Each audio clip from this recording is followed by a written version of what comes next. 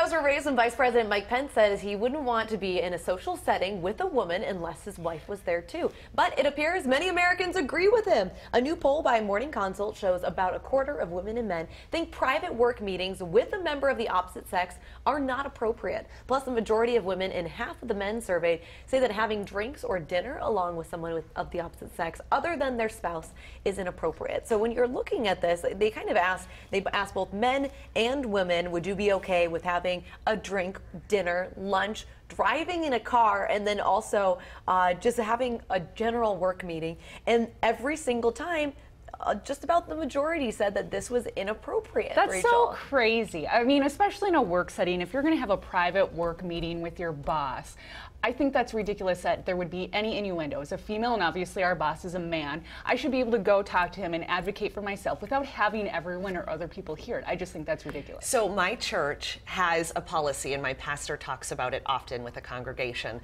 that any employees who work within the church, their policy is they never have a man and a woman assigned to do anything together if they're alone. No trips they're going to take. There's always going to be a third person. Wow. And he says he has set up this policy because it's to kind of safeguard any inappropriate relationship from taking place. It just basically, you can't have it happen. But people can have a platonic relationship. They can. I love my pastor. But this is the one that I will disagree with it because it's something that just seems so outdated to me. Well, and so most people in management, when you're looking at gender, are men. So what this does is it really safeguards those men, and they get to keep kind of climbing in their careers, because it would be fine for those two men to go out and get a drink, but for a woman to go and do that, it doesn't work the same way. And so that's what I think. I hate to say that I understand where some of this is coming from, but like with Mike Pence or a high-profile position, a political position, all it takes is one camera phone to start rumors that would then spiral it. So it's infuriating, and it makes me so angry.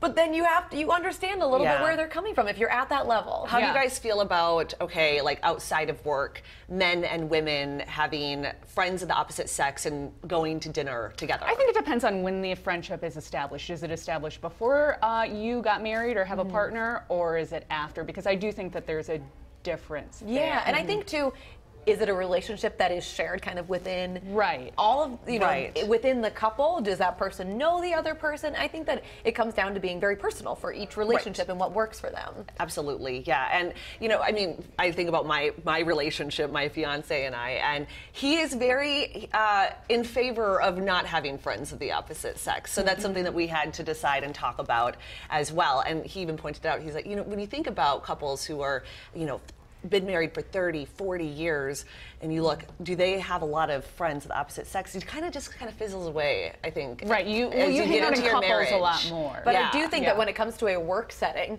there has to be an understanding, and there has to be an ability for people of the opposite sex to meet together. How else are you going to go in and ask for a raise? I mean, that can't be said in the newsroom or in the middle of the office.